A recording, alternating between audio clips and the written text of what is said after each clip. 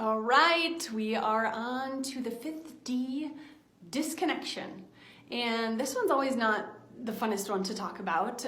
Disconnection is a point that we start to talk about where we've led down this cascade where the brain's not getting the right feedback. Organs and glands aren't getting the right feedback. There's abnormal energy output, whether it's too much or too little, and the child starts to have social effects. They start to have some self-effects.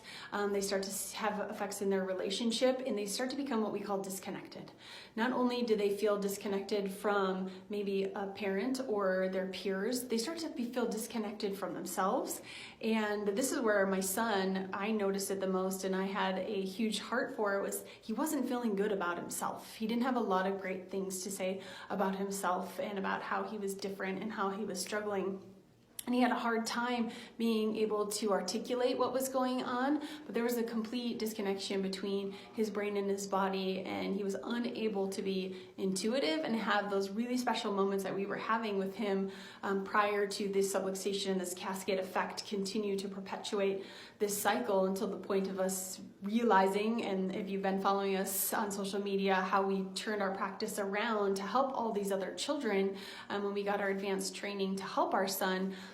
We got to that point of noticing, oh my gosh, he doesn't feel good about himself and his self-esteem is low, and he knows that he's different, and he doesn't understand his body, he doesn't understand his emotions, and he doesn't understand a healthy relationship with not only his peers, but especially his siblings and his parents, which was most heartbreaking for me. And unfortunately, this is where often kids come in and parents are heartbroken as well to figure out how can I love my kid the best and how can they love themselves the best. So I hate it when they get to this point, but they do, and the best thing we watch is this turnaround. We watch the brain and the body restore their function. We watch the dysponesis calm. We watch organized energy. We watch the organs and glands start to get the right information. We start to watch the internal body heal, and then we watch movement, that dyskinesia change, and the coordination that is there, whether it's fine motor or gross motor.